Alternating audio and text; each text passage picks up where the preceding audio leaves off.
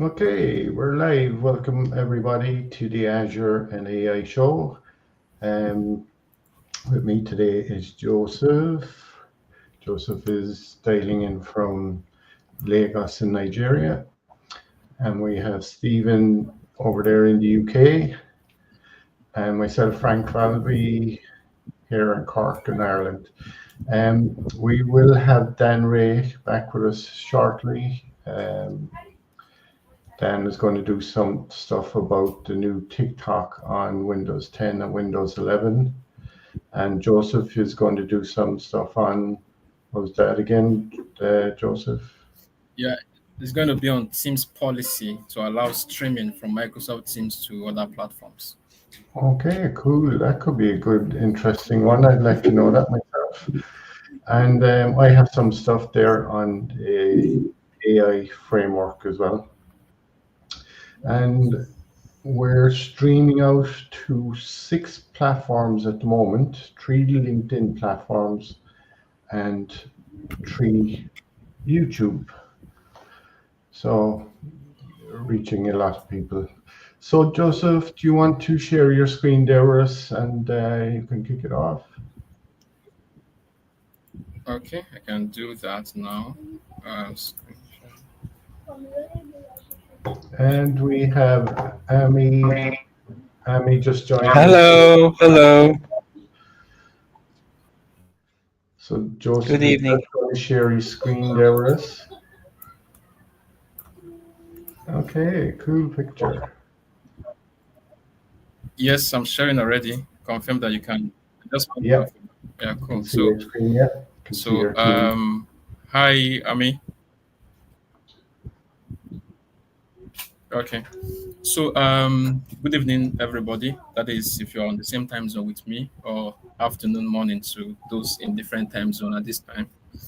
So, the conversation we are going to have today is going to be about giving users ability to be able to stream their meetings to other platforms. Let's say, for instance, you have a particular unit that should be able to stream their meetings. Let's say people in marketing departments should be able to stream their meetings to other platforms, including Facebook, YouTube, LinkedIn, just name it. By default, it is not configured to be enabled. So you have to intentionally enable it. But while trying to enable it, you have to also be sure that you want to streamline it to people that you want to give access to do that, stream their meetings to other platforms. So this is actually something that I want us to understand the differences between settings and policy in terms of teams. So settings it's an organization-wide kind of change, right? While policy can be segmented to a unit or a number of persons within the whole of Microsoft 365 tenants. So the one we are going to be looking at today is strictly going to be on policy, and that's going to be on meetings policy. So when you go to your admin.teams.microsoft.com, that is if you are a Teams administrator, then you would see something down here called meetings. So if you click down on meetings, you actually have a lot, right? You have the audio conferencing, meeting policy, customization policy. You have the meeting settings. So for meeting settings, would make an org-wide change to whatever you are making change to, right? So meeting settings is going to be specific to the entire organization. I mean, going to be holistic to the entire organization, right? In terms of whether you want to allow anonymous user to join your meetings, or maybe you want to, whatever settings you are doing here, go ahead to affect the whole organization. But where you want to target a certain segment of users within your tenants to be able to stream their Teams meetings to platforms, maybe for marketing purposes, you may want to come to meeting policies. So if you come to meeting policies, so for all the policies in Teams, there are there is one policy that cuts across all of them, and that is the global org-wide default policy. This policy is available in all the policies that are in the Microsoft Teams, right? But there are some. So how you know if the policy is inbuilt is, I mean, it's a default policy. Is one, you would see the custom policy will show no, right? So for example, let me just zoom in my screen a bit. So the org-wide defaults is showing no. So no means that this policy is a default policy. It came with a tenant. Another policy you will see under the meeting policy is the all on. You have the restricted anonymous, you have all off, and then you have restricted anonymous, no recording, and then you have kiosk. So these policies come by default with your Microsoft 365 environment. I mean, your Teams come with your Teams environment. Okay, so another thing to look out for is that you cannot delete a built-in policy. The delete option is grayed out, right? And then while you can edit the policy, you cannot rename this policy. So these are just things to look out for, right? Because the rename option here too, there is no option for that. So for custom policy, one thing to look out for is that you will see the word yes, yes. So yes means that these are policies that you created yourself as an administrator. So you can decide to delete those policies by coming here to delete. So if you come to edit also, you have the option I think you could change the name, right? I discovered that you cannot change the name but add description. Maybe I didn't consider that before. So the policy is just there. But the good thing about it is that you can decide to delete it, right? But that's not the point that we are trying to look at today. For me, I have altered the global policy of my tenant because it's a test environment a lot. So if I open this, it's not going to be like the way it is because I could modify the global policy. I could not just delete it, right? So the same thing with the other policies that will I say follow come. You can't delete them, but you can modify them. Now, let's say you want to have in my instance, I have two users, right? That I want to, for example, allow to stream their meetings. So I can come to add. I think I've done enable stream. So I want to just name this policy. I want to name the policy Azure allow stream. All right. So Azure allow stream. So I just want to do it that way so that I can remember very well. And I've copied the name. So a lot is here. Private meeting schedule. If you want them to be able to schedule meetings, if you want the users to be able to use Meet Now, channel meeting, and all of the things that are here, right? You can actually modify a lot. Toggle on, toggle off, whatever you want to. Either toggle off or toggle on, right? So scrolling down is where I want our interest to be so that I don't drag the whole thing. So it's just hiding somewhere. And it's here just below. Where are you hiding? Live streaming. So live streaming by default is going to be on off states, right? So I have altered a lot of things, but if you check your tenants, you will discover that this is off for you. So you have to toggle this on. So here is where you get the info regarding this policy. Say when this is on, participant can stream Teams meetings.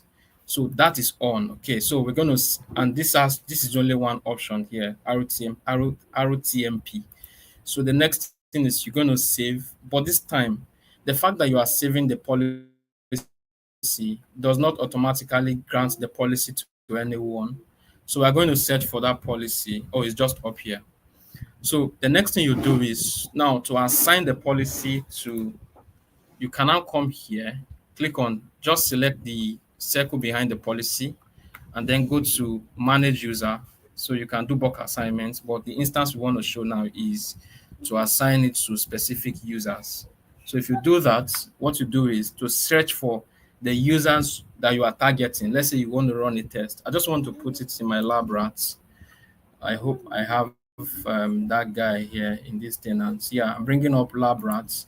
Maybe I'm also bringing up lab guy. They are just two guys that I am marketing for me that I want to, or they are just specific people in marketing that I want them to be able to stream their meetings to the audience that we'll have on different social media, especially when we are having events that we want people to be aware of. So when we click on apply, so what this means is that the policy is going to be applied to the users, and then they should be able to stream their meetings now when they are when they are setting up their meetings. So good thing about this is that if the policy is org-wide and you have like a lot of users, it can take about 24 hours for the policy to apply, especially if you apply that policy from the GUI. But if you apply the policy from PowerShell, it can be faster, right? It may take maybe 2 hours minimum. But if you are assigning policy to individual, especially when they are just 2 or 3, it could take effect immediately. So now what happens is that if you come to the user and you go to a scheduled meeting, let's say you go to now. So what I observe is that the meetings that were existing before the policy is modified is not being carried along. Those meetings don't actually have the streaming feature in them. So you can just do a new meeting, and then you can call it test stream. Just Okay, note that the cool. new So the next policy thing, you created is off. So check because I think you created a new policy, but the setting is off. So maybe activate it. so this is the policy I created. So its custom is yes. So I've assigned it to, so if you view users, let's see, I've assigned it to 2 users, and which are these guys. So it's supposed to be No, active now. the setting that you did, you set you turned it back to off. So just check that Oh, it's I on did. again. Thank you. Let me Okay, check. I mean, because then yeah. So your where's that? demo won't work. So Okay, cool. Thank you. So yeah, I'll just check very quickly. Thank you, Amy. Oh, thank you. So I was supposed to turn this you on. see, Thank you very much, it Amy. wouldn't Appreciate it. work. You So I will just click on. Thank you very much. So yeah, so that is done. So what I was supposed to do was to come here, even though I'm not signed in as any of those users, right? So I may just invite anybody. Maybe let me just invite this guy. I think Steven is even in this thing, and so I will just invite Steven. Yeah. Okay. So after inviting that guy, I will send the invitation. Now that's done. So test streams. I'm just going to click on this.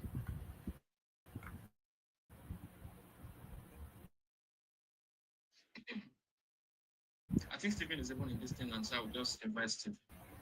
So when I join this meeting, okay, so after inviting that, okay, so I think I should be back now. Test streams. I'm just going to click on this. I'm looking at the other screen. I think somebody's got their mic hot. Okay, so somebody's mic is probably on. I mean, speaker, right? So I'm connecting into the meeting now. Okay. So one thing I observed, I think I need to end. So Dan, maybe you have to comment on this. One thing I observe is that if you come to here and then, apologies, if you come to add up and then you go to custom stream. Yeah. Custom stream. Just waiting for them.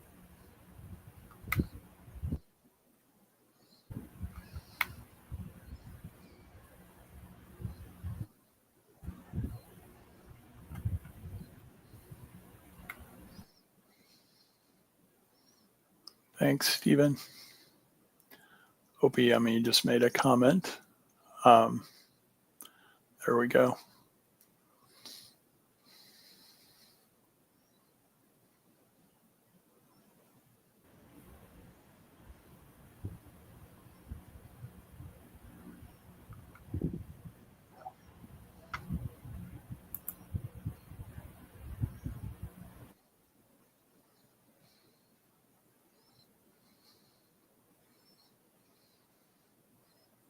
Hey, Baldwin, thanks. It's been a long time, my friend. Okay, so I'm picking this up.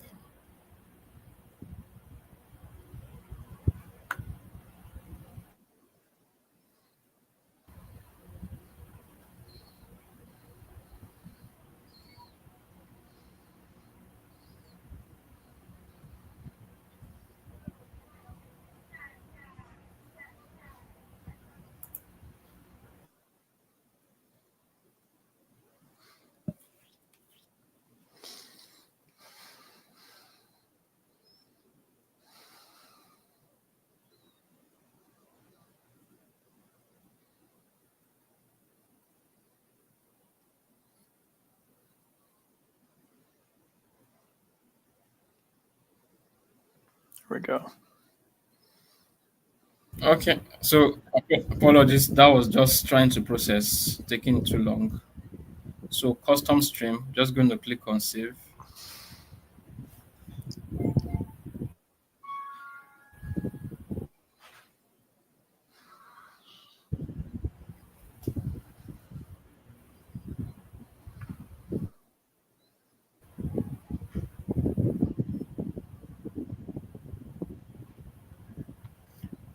Okay, so it's asking now for the stream URL and the stream key. So again, I know that I'm having some fluctuations in my connection. Hi, Frank. No, you're okay. I can hear you perfect. Okay, cool. So I'm just going to now. Where do we get the stream key and the URL? So we're just going to get in there now, and then I will do restream.io.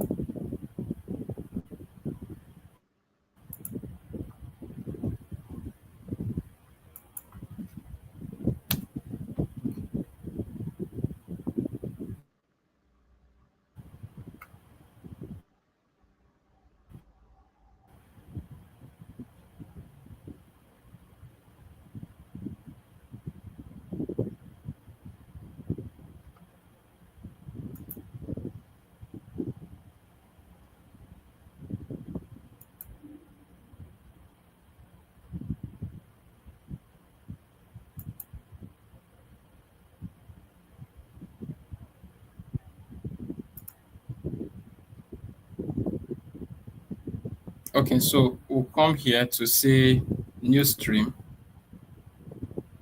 think that's still loading also. Okay. So we'll now use encoder RTMP. RTMP.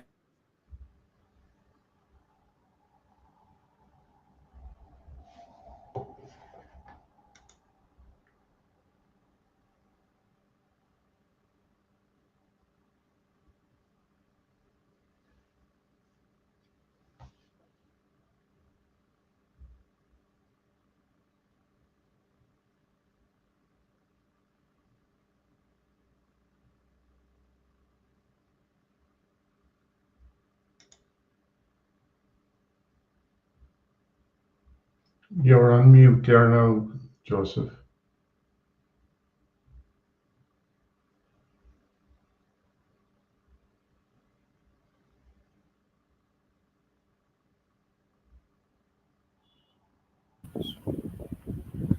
All right, thank you. So we've just been able to get the stream URL and the stream key. So we are going to copy them. Okay, so when we copy them,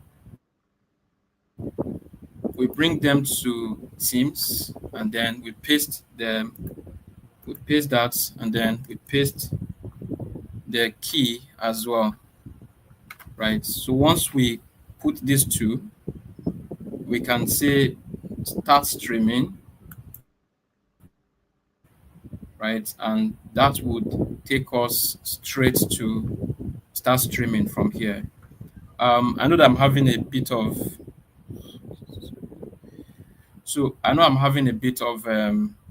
connectivity issues. So here, once I click allow, I'll just click that irrespective, and that would stream this meeting. And then I'm going to now select the platform from Restream that I want to send looking for my. So that's still loading. So I'll go to channels, add channels. Sorry, I'm not going to do that. So if I already have the channels here, I'm just going to select those channels. So I have this my account. So with the subscription we have, we can go to as much as 8 different channels. So I can go available here on LinkedIn, right? Then I can also check other platforms where I want the meeting to be streamed to those different channels. So at any time I am through streaming to those channels, I can either end.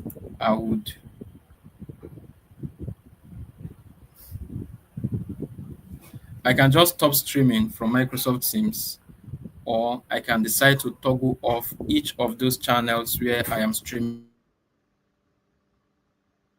to. So for example, if I want to stop streaming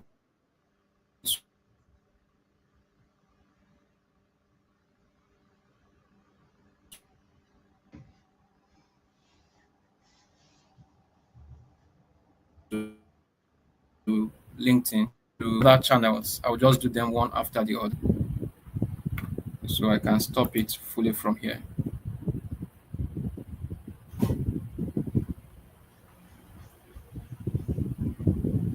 So that's where to start and stop streaming. Unfortunately, I didn't have a smooth ride.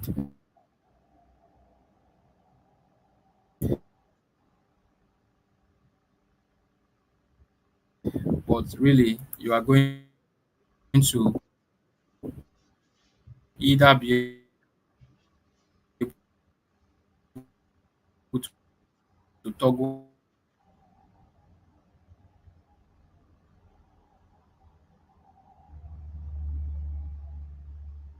really the connection is did not allow those multiple streams from my end. But that's the stage which you stream your meetings to enable streaming for your users to be able to stream their meetings to different platforms. So unfortunately, we didn't have like a very smooth ride. But I think Dan is here on the call and is a pro in that area. You may want to shed light on some areas that are not very clear, and we can have that as a conversation. Thank you. No, that was a great demo.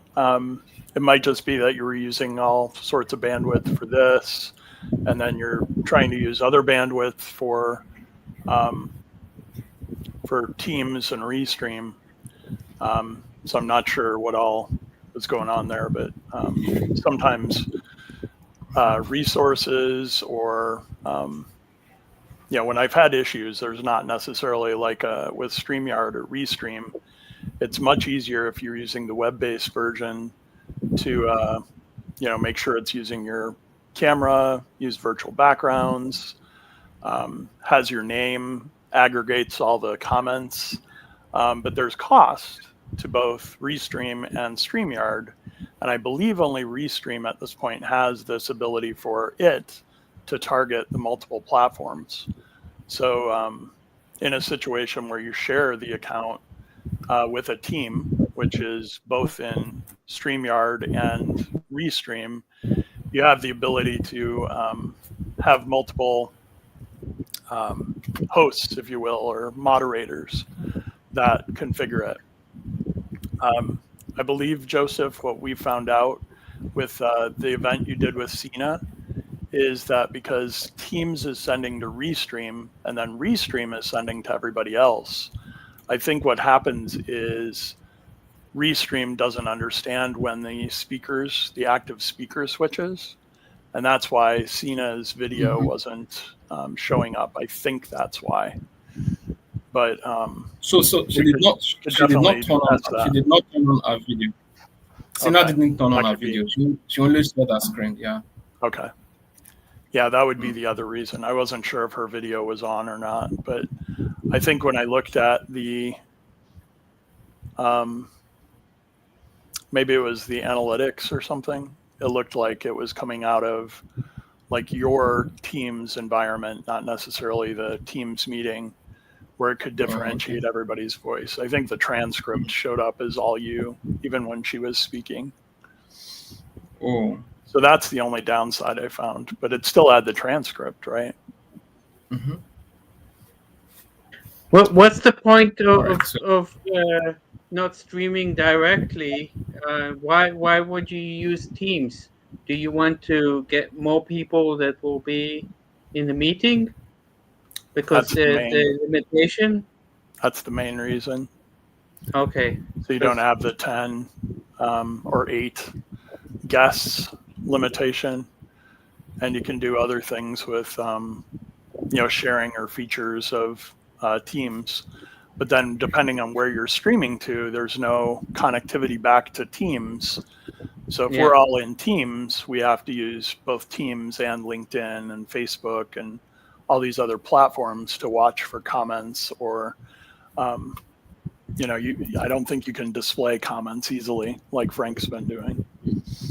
Now I have a question. Teresa also blogged on it or made a video, but she mentioned if you want to add a connection to LinkedIn, you can only do it 15 minutes before the meeting starts. Is this applicable to other things, or is it only for LinkedIn? I think that was just a LinkedIn thing. You So I've not can go live 15 minutes early and 2 hours late. Okay. Sorry, Joseph. I've not scheduled on Restream yet. I'm just going in like having an instant stream. So I've not really scheduled and then want to join later. I'll just do it like once. And I see that the bandwidth consumption from Restream is way, way lower than what we experience on StreamYard, right? Because on Restream, even with the slightest network connectivity, you can really reach out to a lot of people. And secondly, Amy, is that when you stream your Teams meeting, the audience do not get to see the people in the Teams meeting. They just see the full screen. So the participants don't actually show up on the other platform for people to know who are in those meetings internally. So that's one thing I also Is see. this when you share, or when, let's say, if you're not sharing, then would you see the people like So we if you see it now? Or So if you stream, the screen is just going to be the full screen of the speaker, right? If you are enabling your video, the speaker will be the only person showing. Then if you are sharing your screen and you are enabling your video, only the video and your screen. So the other right-hand side that will display the number of people in the yeah, meeting, the people in other because platforms. sometimes it's on either on the top or on the side Yeah, the when people you're outside sharing. of the meeting don't see those ones also. Yeah.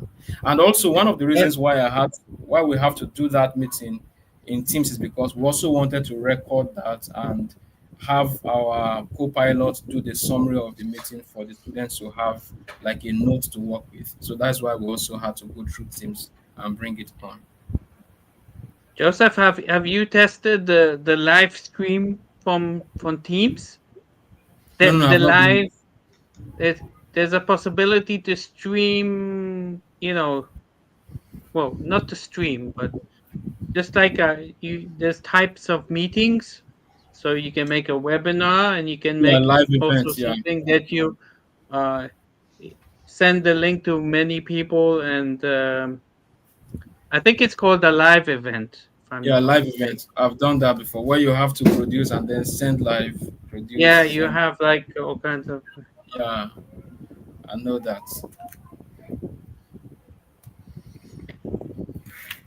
Frank, did you see the link I sent you about the new interface of Copilot that is in the chat that will start? I think I Yeah. saw it right before this. Yeah. Yeah. Yeah, I don't know when it's going to roll out, but there's going to be all kinds of change to the interface of the Copilot chat, and Yeah, that'll be it interesting. it will confuse again the users that are just learning, and then you need to change all of the material training that you prepared because changing, but it will give new functionalities. Yeah, I think Microsoft are doing a lot of changes all at once, and people are not catching up as quick, you know? Like they changed from M365 to M365 Copilot. People are saying, "What's this like?" You know, I don't want to. Even if you don't have a license, then it's called Copilot. Exactly. Yeah. Yeah. It's a bit confusing, isn't it? Yeah. Yep. Yep. So Dan, you were It's going to share the stuff there about TikTok on Windows 10 and Windows 11. Yeah, the LinkedIn was probably today as opposed to TikTok. Let's see if I can share my screen here.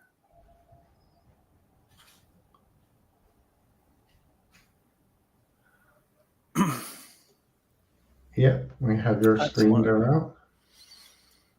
So one thing I noticed, I think they were advertising this pretty heavily when they introduced it, was that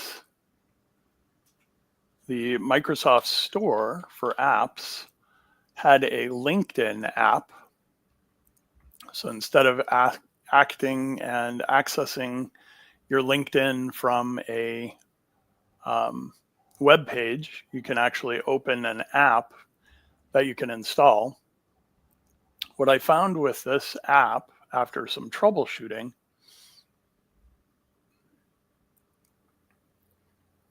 I think it was either under here or might have been further down, system requirements. So I was trying to test this on one of my Surface devices, and it didn't seem to be working.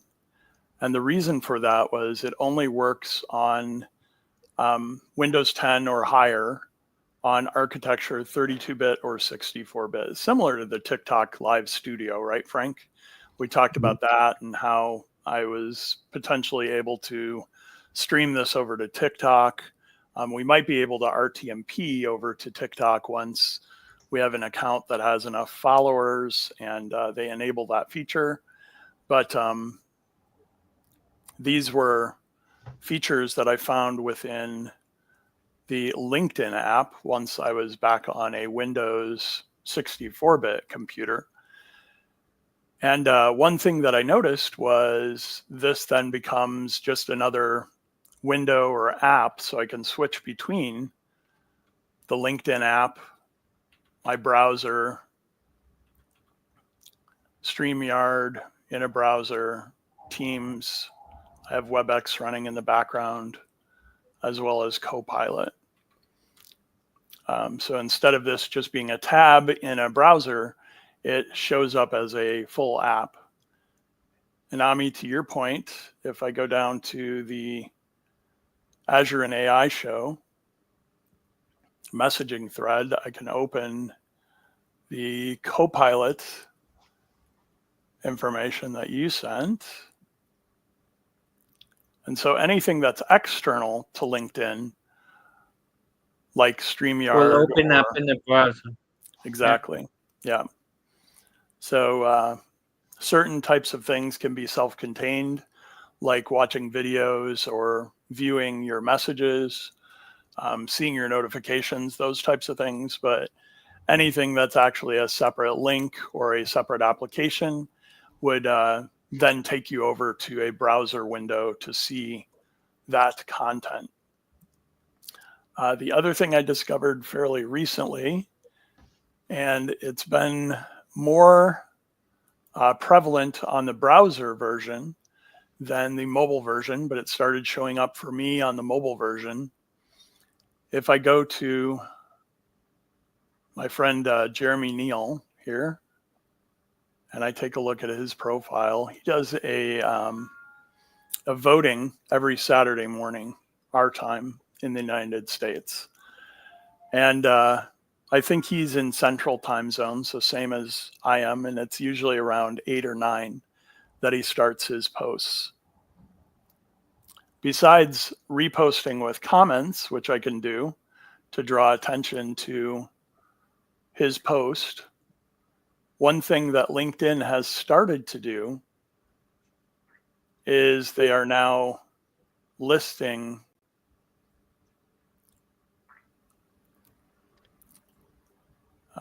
you see per comment, you see the amount of reactions or the for yours. The impression I think part. it's just your impressions. Yeah. You might see it probably on the web interface and not in the, maybe in the app. This app, it's not. Yeah, it started showing up in here and I think on the mobile device about a week ago. And then LinkedIn rolls out a lot of features. So I'm not sure if this is a feature that they're in the process of rolling out. Jeremy, when he does this, tags probably over 200, 150 to 200 professionals. And then with all of those people, he encourages them to go ahead and introduce themselves. Dan, I think you see it only if it's your post. So You're can right, you look at the post that you did? Yeah. Instead of somebody else's, and then you might see it. Yeah, understand. Here That it is. impression is Only if you're the one. Okay. So I can't see the others, and I can't see Jeremy's statistics about how many impressions his voting got, but I can see how many reactions and how many votes were made in the poll. He only gets the details there.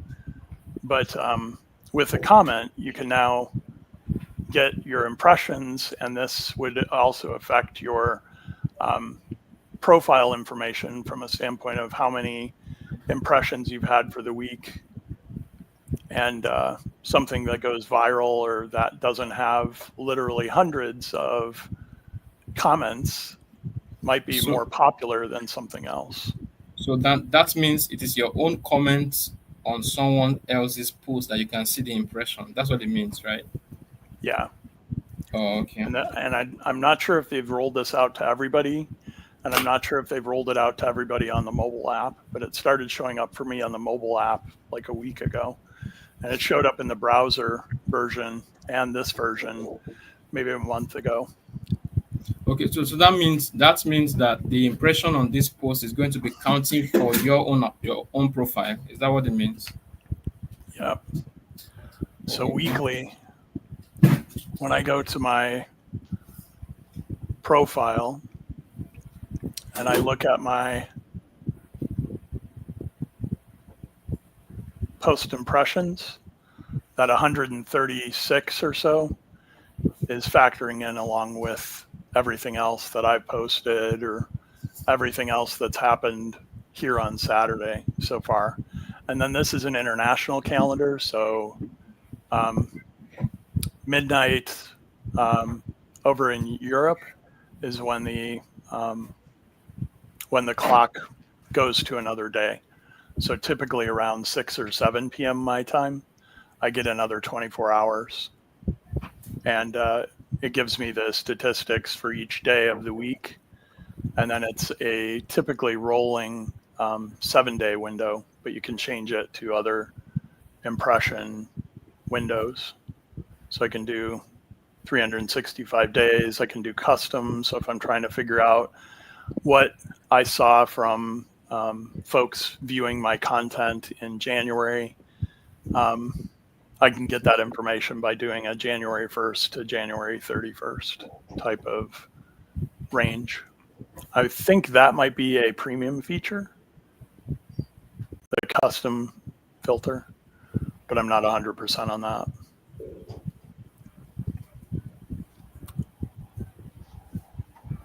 So similar to this, Frank, to your point about the TikTok Live Studio, that is also an app that only runs on Windows, and it requires a 64-bit version of the operating system. So you have to get approved for this. I think Solomon was the one who let me know about this. And then when I realized you can't do this with a Mac computer, I figured, well, I've got a Windows computer at home. I'll just use this when I'm at home. And then when I'm in Seattle next week, not this coming week, but the following week for build, I'll likely bring the computer that can run the TikTok Live Studio as well.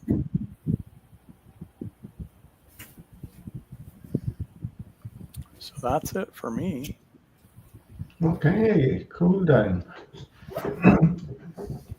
Emmy, did you go through that information that you shared with us about the new AI agents? Which information? The new wave? Yeah, Oh. yeah. I can bring it up. We can. There's a. I'll put it up on the screen there. Okay. Yeah, you can put it on the screen.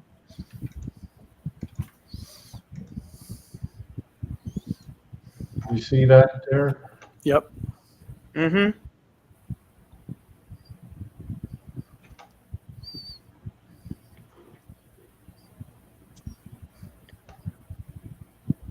Some things related to more security, but in general, the interface on the left will be changed, where you will have a search-driven, a powerful search, and you will have well, you can go through the things here, I think. Yeah. Click on this one.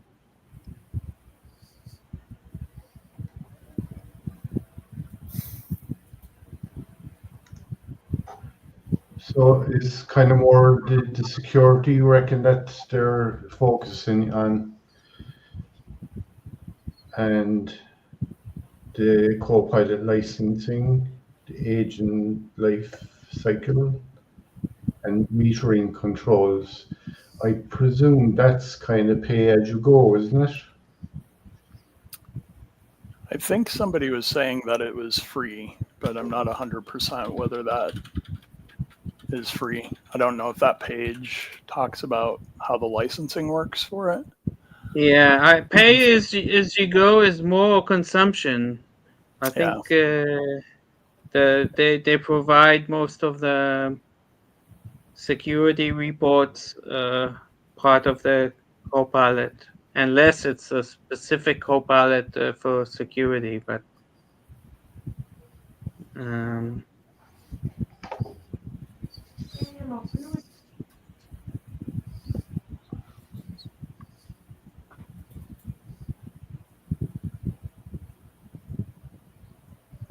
I think I also added another video there, where if you do it, I mean, you can skip, but there's a good.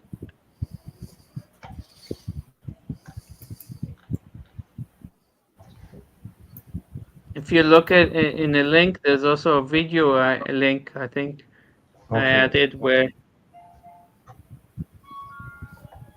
this one here. this one, yeah, this one. Okay. So even if we don't see the sound, but you'll see here. So this is how it's going to look. You'll have the search, the chat, the agencies. You'll be able also to create all kind of graphics. Yeah, it looks like they're talking about consumption here in that link towards the bottom.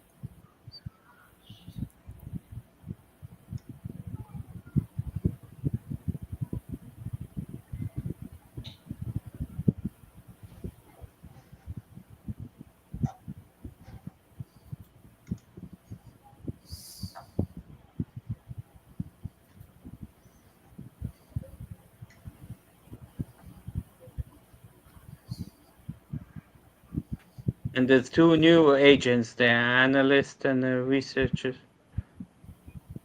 And there'll also be a notebook there, which should be similar to the Google Notebook LM.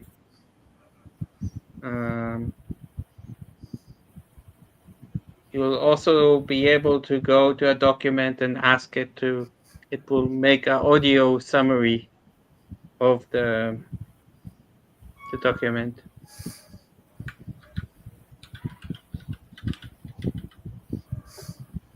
Yeah, we don't hear the audio, Frank.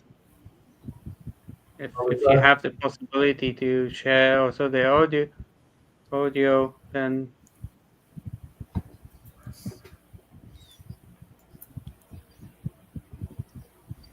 well, of course we can watch it by ourselves. I think when you share the window, there's a system audio that you have to turn on. I know in Teams there's a thing like that. I don't know how it is with. Yeah, it's there. It's there on. It's there on StreamYard as well. Frank, maybe you just want to share again and then put on your sound. Myself, I'm trying to open this link here. You can look at it.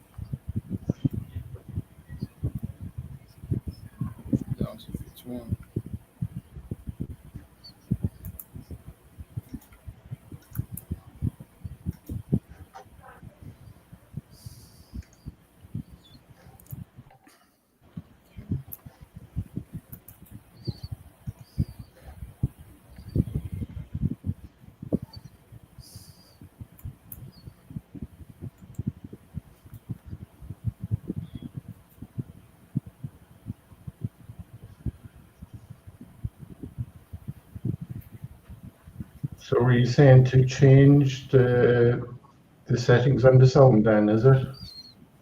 Yeah, when you go into the share window, when you click on, there's like a little checkbox. Share window.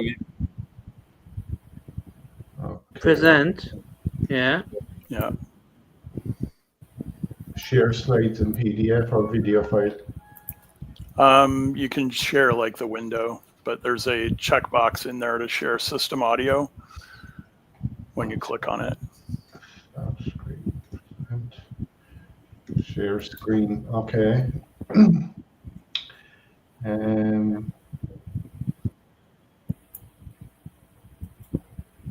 It's just a toggle that you just need to toggle on. Yeah.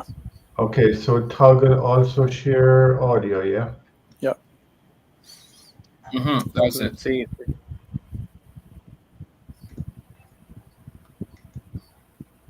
Okay, we'll just try it there again. This one.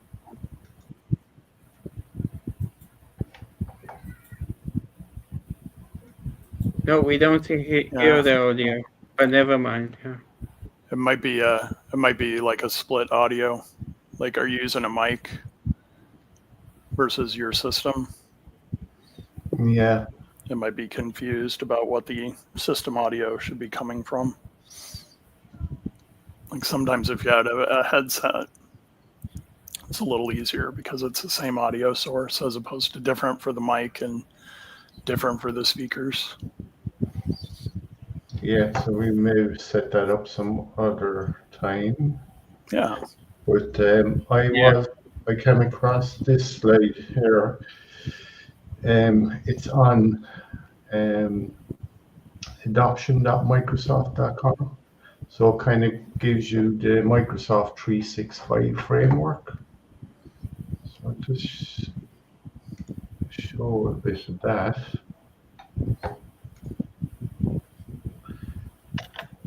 So they're kind of showing how the user interfaces with the AI. This is kind of layout of the control system. So you see where the person kind of interacts with the Copilot and all our agents then in the background. So that's the Copilot control system. And here's our M365 Copilot. So what it consists of, the framework there is the UI for AI integrated into tools for millions of everyday uses, platform for agents and extendability, enterprise-grade security. I think you were talking about that there a while ago, Amy, with the new stuff. Privacy and compliance, flexible purchasing and deployment options, and measure AI impact on the value to your business. So there's the AI adoption curve. Then we're kind of talking about your access and budget constraints, whereas you're looking at your return of your investment. That's what the ROI stands for there.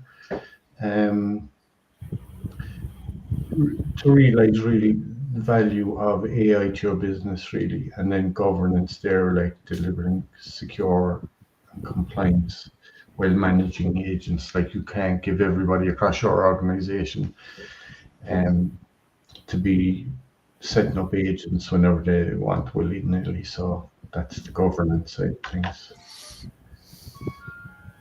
So there we have the chat, which you can just pick up your phone and just go into the chat, powered by GPT-4.0 and grounded on the web. So that's your free one, that's the chat.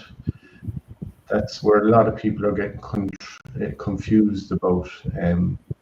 Like chat is the free one. Right. Yeah.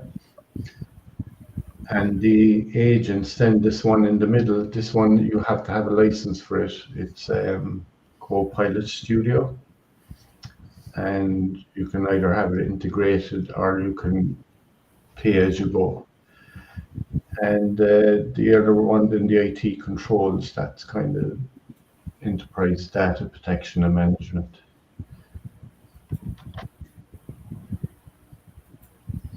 So Copilot Chat, free secure AI chats. There's your license there then for your M365 Copilot, $30, that's a month, I presume. So you can have the Copilot in M365, it'll have Teams, Outlook, Word, Excel, PowerPoint. The agents then are separate, and the Copilot control systems and Copilot Analytics. So this is only new on the adoption.microsoft site. So these slides are all freely available on the internet, which is nice.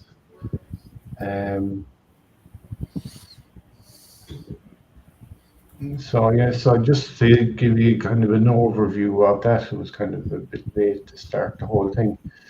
So there is 27 slides in total, and it's got notes at the bottom. So anybody want to pick these up, just go on to adoption.microsoft.com. Yeah, they have that adoption.microsoft.com has become really, really important from a repository perspective for a lot of this. How do you plan for it? How do you roll it out? Lessons learned, that kind of thing. Yeah, it's really, really good. They have lots of slides on there, like in their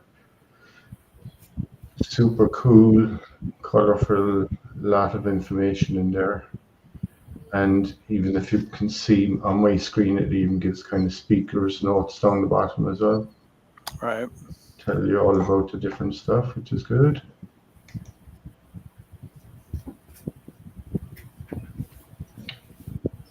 And in this particular package, there's 27 slides all about M365 Copilot. This is an interesting one here. You know, it's like the hyperscale curve.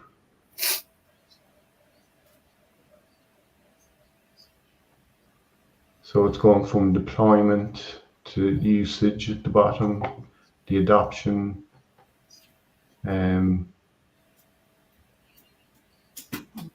so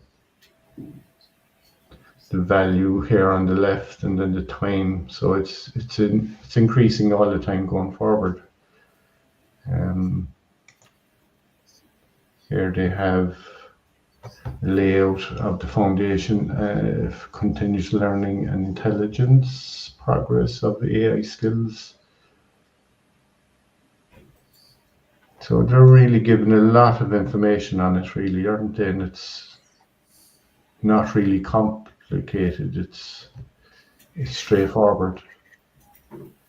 So you see down here, they say the Copilot dashboard powered by Microsoft Viva Insights provides analytics and data on usage, as well as impact reports. So it's kind of, you can see there where they measure all the amount of money that's been spent on it. Okay. And the skilling is then on the other end.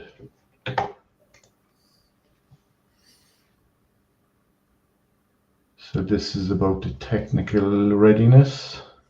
It includes things like securing your data infrastructure, risk management, and technical skilling, especially for customization and extensibility, best practices, and optimization assessments.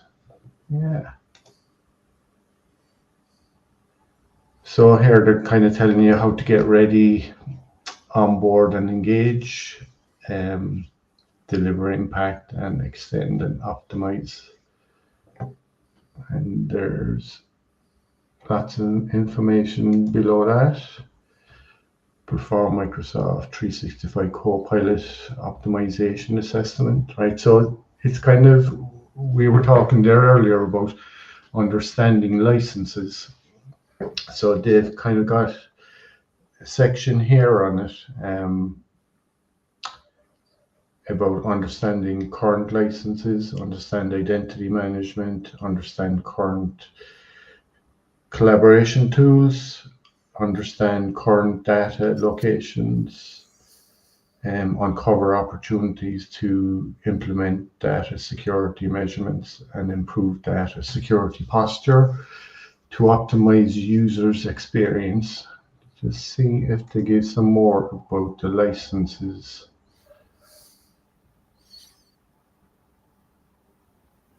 Identify new high-value scenarios, gather data from services, from health reviews, They're wanting to see if there's anything else about the licenses. Okay, so build your own agents, customize Microsoft Copilot.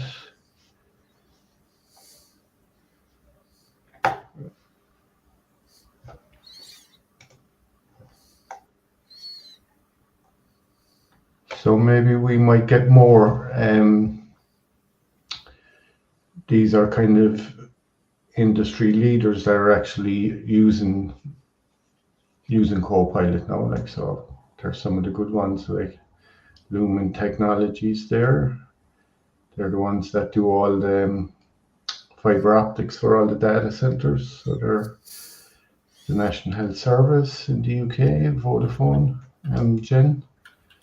So that's just kind of an overview of the Microsoft Copilot framework. And yeah. So we have some other user that saying hi to us. Krishna. Hi, thanks for joining us.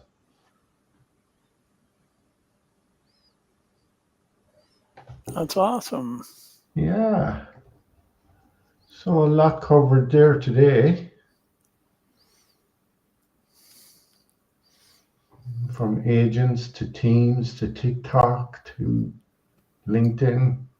Yeah, I think today is it's not amazing. And if there's one thing I would love, like I think I'm now becoming a fan of TikTok, because before I used to say I don't want to be on TikTok. But I think Jerry and then Dan, because every time I just see Dan's notification, even when I'm in the bus, I just join.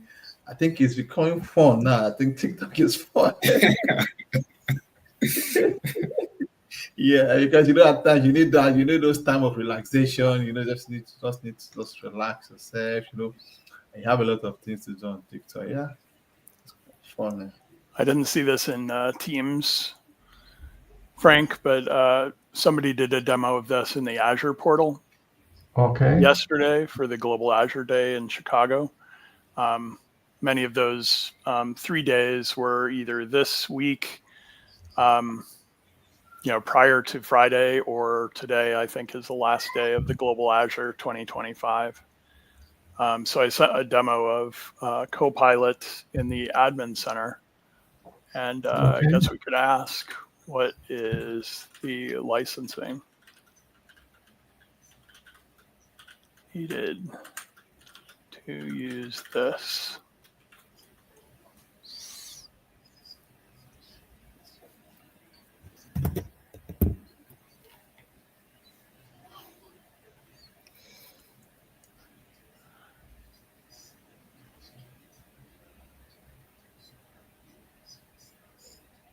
To use Security Essentials, you need home use, small business. There's some restrictions. So it does look like there's some information. And how do you turn on?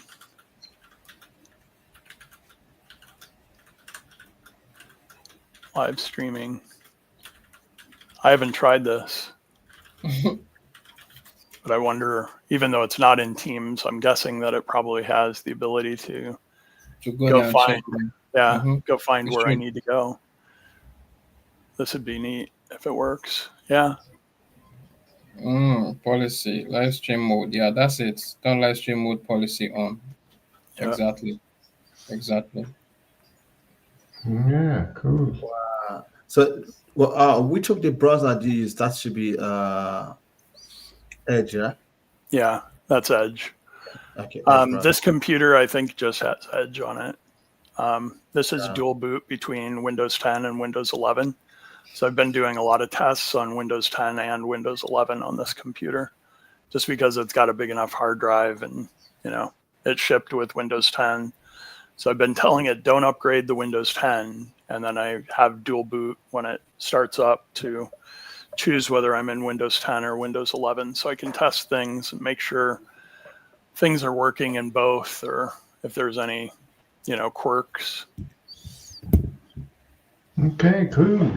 So we're just gone over the hour and just going to end the live recording. And thank you everybody for joining us today on the Azure AI Show. And we'll be back here next week at the same time. Thank you.